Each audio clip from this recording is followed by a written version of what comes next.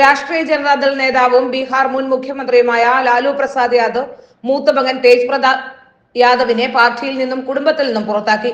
താൻ ഒരു യുവതിയുമായി പ്രണയത്തിലാണെന്ന് തേജ് പ്രതാപ് യാദവ് കഴിഞ്ഞ ദിവസം സമൂഹ മാധ്യമങ്ങളിലൂടെ വെളിപ്പെടുത്തിയതിന് തൊട്ടു പിന്നാലെയാണ് ലാലു പ്രസാദ് യാദവിന്റെ ഈ അസാധാരണ നടപടി. തേജ് പ്രതാപിനെ RJDയിൽ നിന്നും 6 വർഷത്തേക്കാണ് പുറത്താക്കിയത്.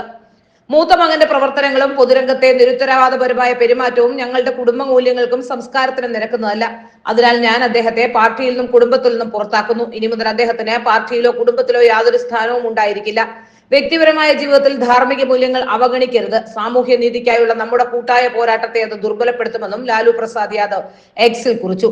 തേജ് പ്രതാപുമായി ബന്ധം പുലർത്തുന്നവർ സ്വന്തം വിവേചനാധികാരം ഉപയോഗിച്ച് കാര്യങ്ങൾ തീരുമാനിക്കണമെന്നും അദ്ദേഹം കൂട്ടിച്ചേർത്തു. അനുഷ്ക യാദവ് എന്ന യുവതിയുമായി താൻ കഴിഞ്ഞ 12 വർഷമായി പ്രണയത്തിലാണെന്നും ഈ ബന്ധം ലോകത്തെ അറിയിക്കാൻ ആഗ്രഹിക്കുന്നുവെന്നും 37-കാരനായ തേജ് പ്രതാപ് കഴിഞ്ഞ ദിവസം സമൂഹ മാധ്യമങ്ങളിലൂടെ അറിയിച്ചിരുന്നു. ഈ പോസ്റ്റിന് പിന്നാലെ 2018-ലേറെ ആഘോഷപൂർവ്വം നടന്ന തേജ് പ്രതാപിന്റെ ആദ്യ വിവാഹവും അതിന് തകർച്ചയും വീണ്ടും ചർച്ചയാവുകയായിരുന്നു.